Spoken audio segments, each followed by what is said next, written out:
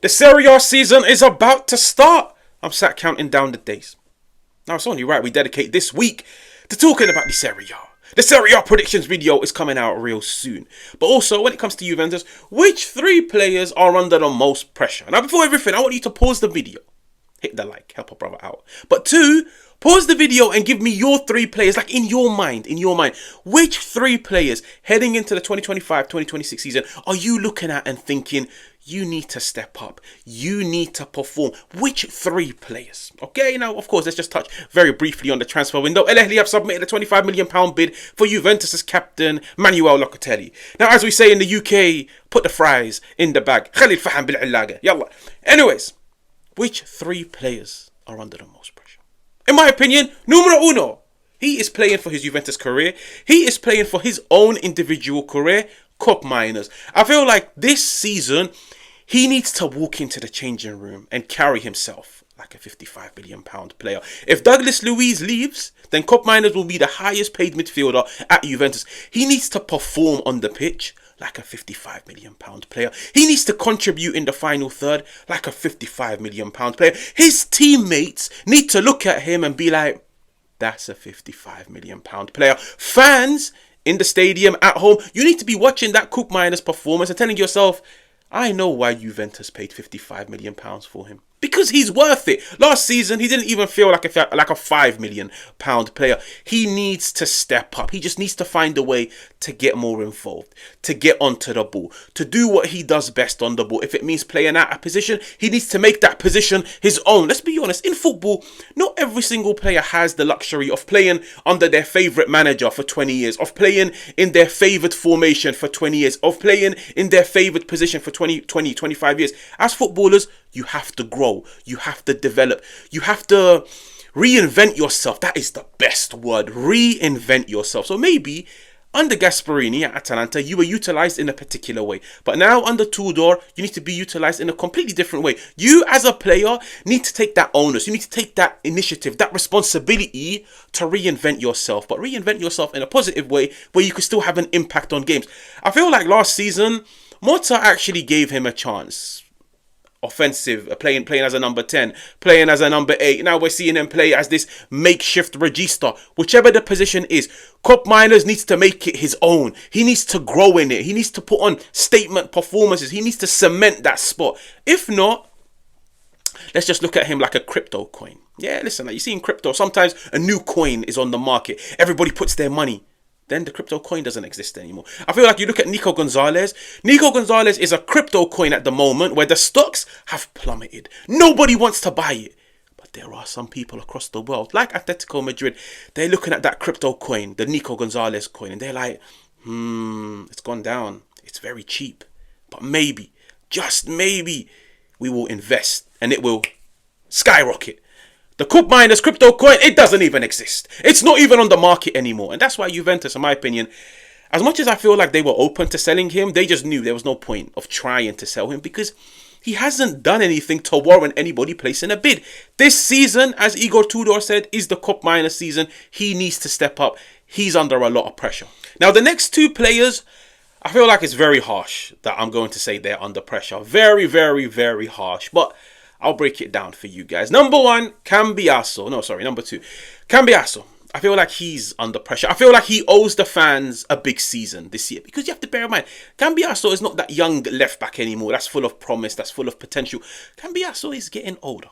Cambiaso, in my opinion, plays on Juventus' best side. Their most dominant side. Their most technical side. Their most penetrative side. Like, he plays with Juventus' two other best players, Kenan Yildiz and Kefram Turam. So because of that, it should make having an impact on games far more easier. It should allow him to express himself a bit more. But I mainly say he's under pressure because I feel like last season, he didn't have the best of campaigns. He was in and out of the team. You could clearly see he had a falling out with Thiago Motta. There was even a period where Gintoli was open to selling him for 60 million to Manchester City. And I feel like that deal, that offer, it came under so much scrutiny because I feel like Juve fans, we were just sat watching him and we were like, 60 million? Bring us the money. Like, this guy's not worth 60 million. You're watching him against PSV in the Champions League playoffs. He wasn't good. You're watching him in the Serie A. He wasn't good. He's coming off the bench. He wasn't good. He was picking back-to-back injuries, playing 60 minutes and getting substituted. Like, Cambiaso did not have a good campaign last season. And he's a player that I've always labelled as Mr. Consistent. Last season, he was Mr. Inconsistent. One good game followed by 5 bad games. This is a guy that so many people labelled 12 months ago as a future Juventus captain. And last season, for me, I feel like a lot of damage was done to his name in terms of the performances, the lack of consistency. And I really sympathize with him, because I feel like he was treated at times like a utility player. He started the first game of the season, I believe, against Hellas Verona. He played as a right back. Then the game after that, he was a left back. Then he was being played as an inverted midfielder. Then there was a period where he was actually playing as a winger with Kenan playing in that 10 position. He was played all over the park. Injuries, in and out of the team. I feel like him and Motta never ever saw eye to eye. There was even a period where he wasn't even being picked up for the Italian national team. All of these things, they have an impact on his confidence, on his development. And that's why I said, I feel like it's so harsh of me to put him. But I'm just looking at it and saying, Cambiaso, this is your season. This is the season you need to silence everybody. This is your season where you need to look at everybody. Every single person that looked at you and said, give me the money. He's not worth 60 million. This is daylight robbery. Sell him to Manchester City. This is the season that he needs to tell everybody, I'm worth more than 60 million. You should have never turned your back on me. You should have never doubted me. This needs to be the Cambiaso season. It has to be. Boy, oh boy. If you thought the Cambiaso shout was bad, it's about to get worse. The third player under pressure, in my opinion, is Jonathan David. I know. It sounds crazy. Stop being harsh.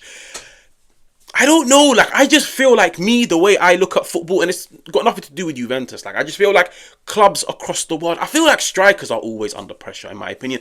Strikers, earn the most money. Like, this is a fact. You go and look at most teams across the world, their strikers always earn the most money. Strikers, their job is to put the ball into the back of the net. That is their primary purpose on a football pitch. When a club pays big money for you, fair enough, in his case, he was a free agent. When a club is paying you a big amount of wages, they're doing this because they want you to win them games. As a striker, your job is to win this club games. Be there, be consistent, be penetrative, be prolific. I just feel like every striker across the world is always under pressure because your job is to win games. Yes, as much as defenders have to stop the opposition, like, football is a team game, but I feel like you have to score to win. You can have an amazing defense. If you don't score, you draw. If you don't score, you draw. The striker has to be the guy. Now, of course, in Jonathan David's case, I feel like he's already shown, I can be the goal scorer, but I can also be the facilitator in the final third. I could be the guy that sets up Kenan Yildiz to score. I can be the guy that sets up Conceição to score. I can be that guy. And I feel like that is a bonus. In my opinion, a striker's bread and butter is to put the ball into the back of the net. And I feel like when you look at him and you look at his career, his last season at Lille, Jonathan David, like, it's an upwards trajectory. It's not like a Dusan Vlahovic where it's a downwards trajectory, where Juventus are signing him and now the primary assignment is, can you fix Jonathan David? No, David is fixed. David is fit. David, throughout his career, has been firing goals. He's been winning games. He's been winning domestic cups. He's even won himself the French league title. He comes to Juventus, and you have to bear in mind, him being the replacement for Dusan Vlahovic, like, Dusan Vlahovic last season finished as Juventus' top goal scorer. That is a responsibility that we have to put on Jonathan David. You have to finish the season as Juventus' top goal scorer. Dusan Vlahovic was catastrophic last season, but he still finished the campaign as the top goal scorer. Jonathan David, you're better than Vlahovic. You're technically more secure. You're physically more gifted. You're more impactful on pitches. You're more impactful on the pitch. You have the chemistry with your teammates. You are going to get more minutes this season than somebody like Dusan Vlahovic. So because of that, there is pressure on you to win games. And like I said, I just feel like this applies to every team across the world. Your striker always has to be under pressure to deliver the goods. And if they don't, you have to start asking questions. Why are you not scoring? Why are you not having an impact on games on a consistent basis? Why are you not finishing opportunities? Why are you not getting into dangerous areas and putting the ball into the back of the net? It's harsh. But I feel like I could say this about every club in the world. Like, the striker always has to be under pressure to deliver the goods. And listen, pressure is a good thing. Like, but I feel like pressure in life. Let's talk about life in general. I feel like pressure in life is good. Like, sometimes you need to step out of your comfort zone. Sometimes you need to know there's somebody in the back of your ear applying pressure, telling you to step up. Because I feel like that's how you grow as a man, as an individual. With Jonathan David, for me, he's under pressure. He needs to deliver the goods. He needs to show why he came to Juventus, why Juventus wanted him, why they spent a month fighting Napoli and teams across Europe for his signature. He needs to show the world why he wanted to move out of Lyon. He wanted to make the step up to a far bigger club. Jonathan David, my eyes are on you. Now, anyways, make sure to give me your 3. If you can, maybe even give me a breakdown. Give me the point. Give me the evidence. Give me the analysis. The PEA. And I will catch you guys on another one.